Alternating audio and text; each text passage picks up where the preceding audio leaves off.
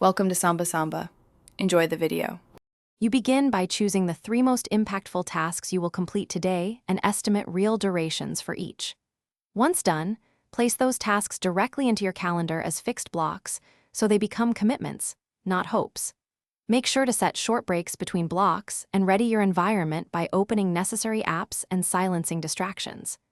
By acting immediately, you convert intention into structure and create momentum that carries you into the next, more detailed planning phase.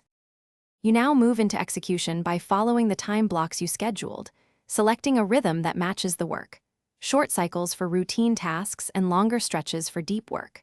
Once you start, batch similar activities together to avoid costly context switching and keep a simple tracker for actual time spent. Make adjustments as you learn. If a task overruns, note why, trim or reschedule lower priority items, and protect end-of-day buffer time. This middle phase is about disciplined focus. You finish by reviewing what you completed and deciding which items move forward, giving each a new, realistic time estimate. Once done, pinpoint the single biggest blocker that made you slip.